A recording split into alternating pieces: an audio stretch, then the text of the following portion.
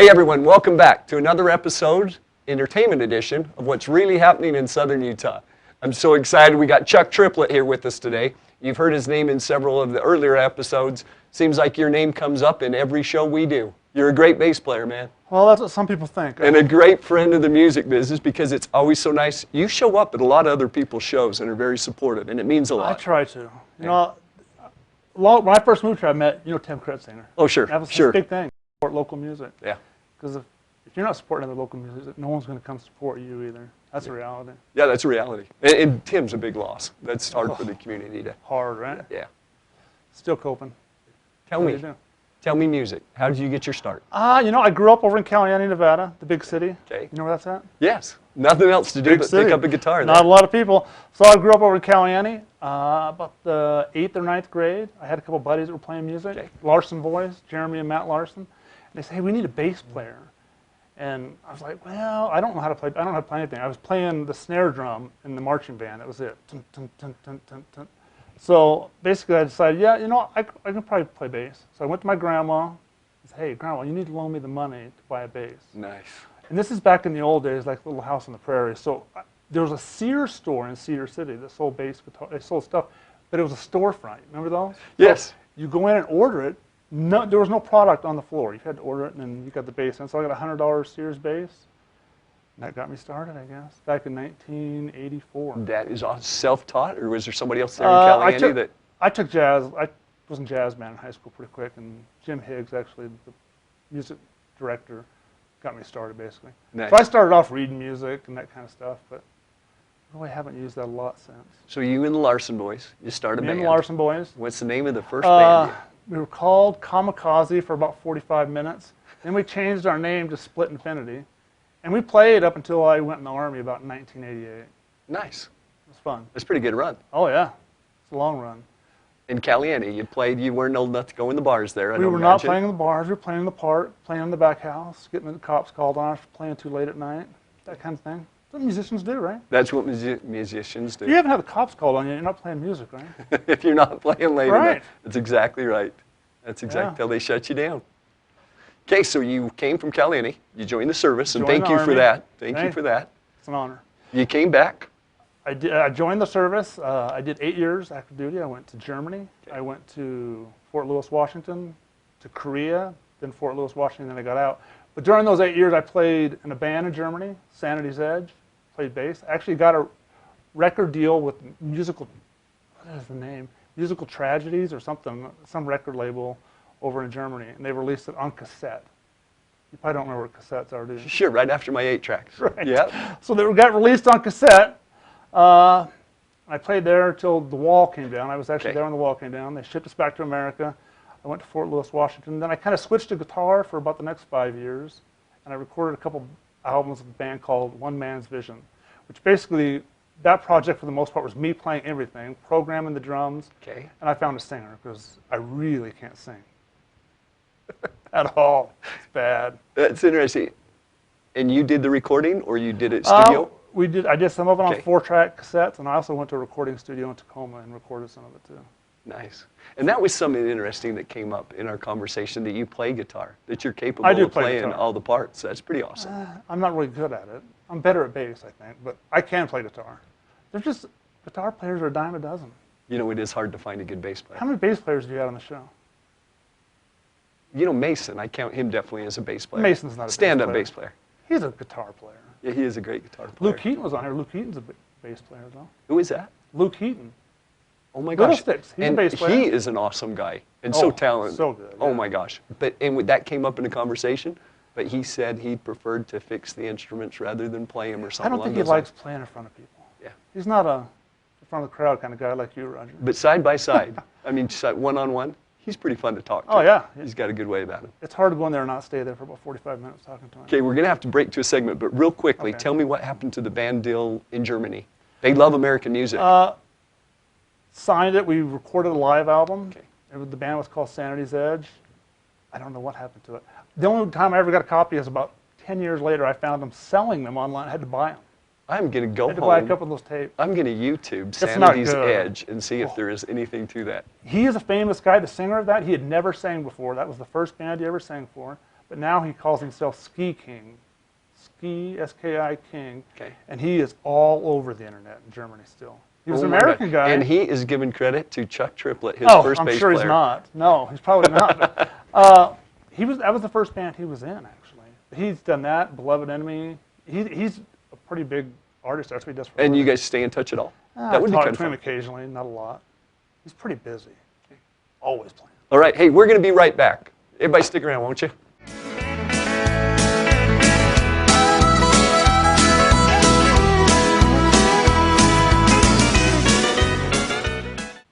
All right, welcome back, everybody. Chuck Triplett here with me. We're going to fast forward.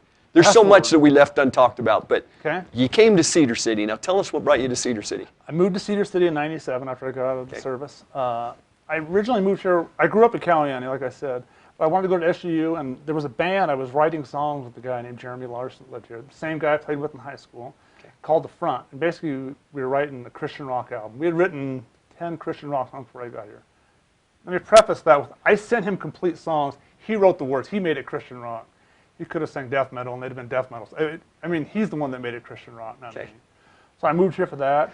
But if you're writing some lyrics. I didn't write lyrics with him, no. Okay. I didn't. I have in the past, but not with him, no. Okay. That was Christian rock, and that was kind of his genre, not really mine so much. So I played with Jeremy for about a year and a half. I think he moved to St. George is what happened, so we kind of stopped playing for a while. Okay. And then I met Mason Cottom at an open mic at WRHISU and linked up with Mason and started playing in Mason's Jar Jam. Okay. And this is about the time we met. You were out at the jail. You were a guard at the jail. And I was a guard at the jail. Yeah, and I was A writing guard. bail bonds, and we would get to talk quite often, and Right. it was, yeah, those were good days. Yeah, you were the one of the most happy people ever. And can you imagine getting woke up at 1 o'clock and You still were always being happy? happy. I was I was know. always thinking, what happy pill was he Caffeine. I drank a taking? lot of caffeine back then. And early in the morning, at 2 in the morning? Well, to get out of bed, yeah. Oh, it's true, yeah. Anyway, but that's about the time when you started Mason's Jar, and that's when I first Right. became familiar that you were a musician. Right. Yeah. So me and Mason, he hired me, and a week later we played our first gig at the Grind. And I played with Mason for about 2 or 3 years, maybe.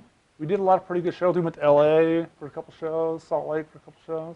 It's pretty fun. Nice. And who were you with in that band as well? It was me, Mason. He had a kind of revolving lineup. That's why it was called Mason's Jar Jam. You could show up and it could be you, and he wouldn't know.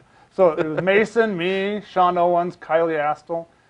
And for a minute, we had Steve Lemon in the band, too. Okay, The I guy remember that that name. owned Spiral Studios in Yes. St. George. Okay. Basically, we went there to record, and then he suckered his way into the band, essentially. Okay. He played with us for a while. Actually, McKay Tebbs played with us for a while, too. Do you know him? I'm trying to picture McKay McKay. Tebbs is a guitar professor at SUU. Okay, then I do know who he is. Yeah. McKay played with us for a while. Then he went off and did his doctorate or something, so he disappeared for a while. You know, it must be fun for Mason to just have access to you guys, the quality of musicians that, yeah. I did a gig with him 2 weeks ago. And the fact that you guys can show up after at a gig and play along. But you play, you know. Sometimes you're playing thinking, that was not good. And then people in the crowd are like, I didn't hear anything that was wrong with that. Yeah, thank You're God like, for, I'm glad you weren't paying attention. Thank you. for forgiving fans. That's a big. I'm glad you weren't paying attention. So after Mason's Jar Jam. So Mason's Jar Jam, I think the band after that one, that led me to Who'da Thunk with Jeremy again from the Front, the Christian rock guy. I played with him for a little while. Kind of didn't materialize. That was back when the Grind was still going. I'm trying to think of the band. After that, started Bottle Monkey. Okay, My buddy. and I remember I love Bottle Monkey. That was fun. Thanks. And Bottle Monkeys, actually, we recorded 5 albums together over our career, basically. And Bottle Monkey was also Sean Owens on drums, but we later, after the first album, we replaced him with Dennis Green. Because Sean moved to St. George. So it's me, Brian Hoover, you know Brian? I remember Brian, sure. Art professor. Yes. And me. And he was, when we started, Brian was probably 40-something. He'd never played in a band, never played in front of anybody. I said, hey, you got some good songs. And we kind of wrote some songs together, and like I said, we've got 5 albums Nice. on Spotify. Are you the catalyst behind I don't the know if I'm the recording part? catalyst. Because you do record a lot, and I know how emotional and how challenging it is. It's so hard. It is tough. It drains you. The Bottle Monkey stuff, some of it I recorded. Some of it we did record with John Huston down in St. George, or Hurricane. Actually, the best album that Bottle Monkey did, I think, Hollow Ground, was recorded in St. George. Okay. It's good. John Huston fixed a lot of problems. Do you get kind of emotionally drained doing them though? Oh, it's brutal. You're putting a lot of yourself out there. It's and, hard, yeah. And if it's not accepted, if you just expect great things, and if you Right. don't get it, it's It's tough to hard. And Bottle Monkey was one of the bands that when we did our very first gig, it was an open mic at the Grind. Back when Tim Kretzinger and Lisa used to host them. And the first one, I just played piano. But I didn't know you played piano. Not well. I play a lot of things not well. Okay. So the first show I decided, you know what? We need a band name. So we come up with the name Bottle Monkey. And I went and bought a rubber mask. And I never played a gig with Bottle Monkey without a rubber mask on. And that's what I remember. How hot and sweaty under those lights. Because those were the old Brutal. halogen days too. It was brutal. Yeah, those. We did a bike race, the 25 hours at Frog Hollow down by Ivans, I think. And it was, it's basically they do a 25-hour race on daylight savings time during a 24-hour period, essentially. And they dress in costumes, and they race 24 hours. So we'd go play the finish line. And that monkey mask I gotta tell that you. was back when that race first started, and there was no stage. You're just standing on the dirt. Sean's Owens or drums are falling down, and I wore that mask the entire time. Just take it off and it's just dripping with sweat. And I'll bet just to put it back on to start a show. I don't want to do that. Oh, no. There's not I enough don't want to do sanitizer in this world to get rid of 4 hours of, And that mask is hanging on Brian Hoover's wall. It's going to be worth something. It's worth something someday. It probably stinks. Hey, we're going to take another break. All right. We'll be back in just a minute, everyone. Stick around.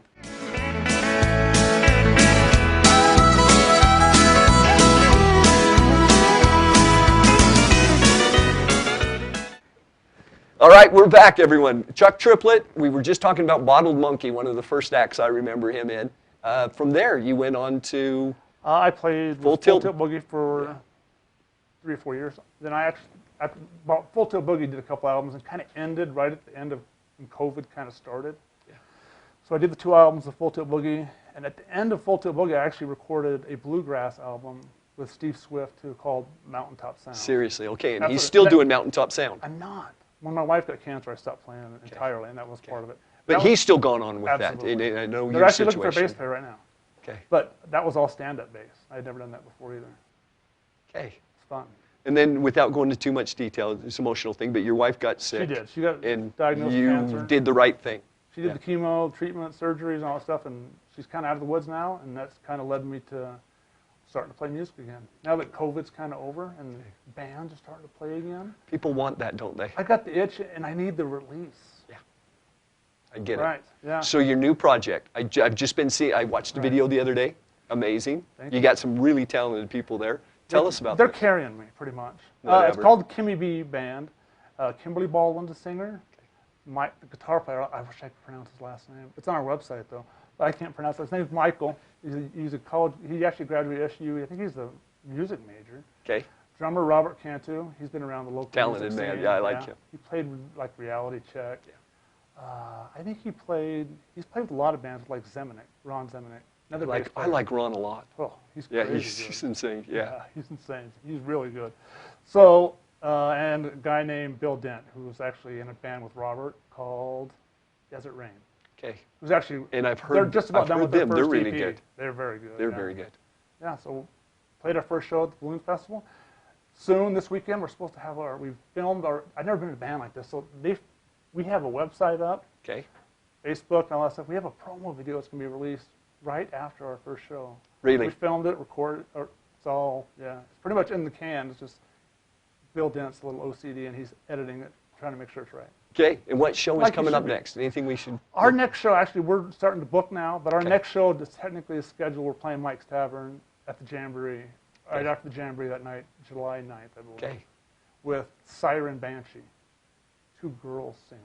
Nice. It's going to be Okay, I've seen fun. an advertisement for them. They've been around here Oh, before yeah. somewhere. Yeah. Sarah Sizemore and her sister. Okay. They're pretty good. Good. Yeah, it should be fun. Well, they might be on the show someday. We'll talk to them. You should have them on. Hear good things. Tell me now, one of the most important things you do, besides getting the music out of the side, is you Right. work with veterans. That's I pretty, do. That's pretty cool. I'm the commander, or chair, whatever you want to call it, of a Combat Vets Motorcycle Association here in Cedar City, Chapter 49-4, 501c19. Our ride is the first weekend in June.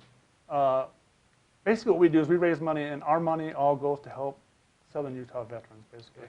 We've given money to other veterans in need, but Southern Utah guys. We try to here around target home. Southern Utah. You know, remember recently the guy out with his wife in the mobile home caught fire out? Yes.